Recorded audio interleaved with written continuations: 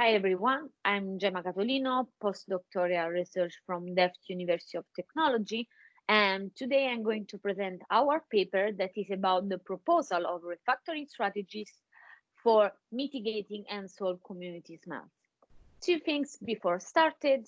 This paper is a joint research project together with University of Salerno, Eindhoven University of Technology, and Hieronymus Academy of Data Science.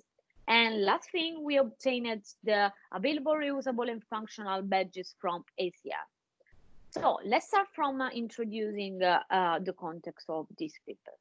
As you know, software development is a social activity. So the way developers communicate and collaborate with each other could affect software quality. And for this reason, software companies continuously fight with issues related to human resources. As a proof of this, we know that the 56% of software projects do not fail because of technical factors. Indeed, during software development, it might happen that some conditions create suboptimal organization and communication issues. And this is the clear definition of community smells, a set of social technical characteristics and patterns which may lead to the emergence of social debt. And that can lead to increased project cost. But let me provide you an example of a particular community smell. So you need to consider a development team as a community. So here there is a community, and it might happen that there is a member of a team that work regardless their development team. And this is the clear definition of the lone wolf effect. But what we know about community smells? Well, according to a recent study of Tamburri et al., we know that community smells regularly affect open source communities that are considered harmful for the sustainability of software projects, that developers sometimes deal with them changing the underlying community structures, and finally, that some social technical factors can predict the emergence. In our previous studies, we investigated which factor affect the presence of community smells, and in particular, factors related to team composition, such as gender, diversity, experience, team size. But after that, we decided to take action and propose refactoring strategies in order to mitigate and solve community smells. In particular, we focused on 4 different community smells, and starting from the organizational silo community smell that occurs when there are community siloed areas that do not communicate with each other except through 1 or 2 of their respective members. And here there is the schema of this community smell. As for the black cloud, this smell appears when there is an excessive information overload due to the lack of structured communication.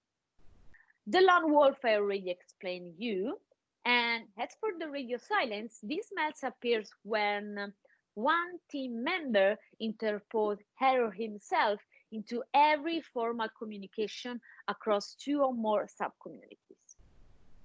In order to extract our refactoring strategies, we conducted a survey, consisted of 5 main sections. One related to background, where we asked them, our participants, to tell us about gender, size of company, role, team size, and so on. And 4 sections that tell a story about a particular community smell. But it is important to know that we did not explicitly refer to, hey, this is a community smell. But, for example, here you can see a small story about the lone wolf. During the development, you recognize the presence of individual who carry out her or his work independently from the decision taken by the community. So after this small story for each of the community smell, we asked them, has this situation ever happened to you? And if yes, how did you address it?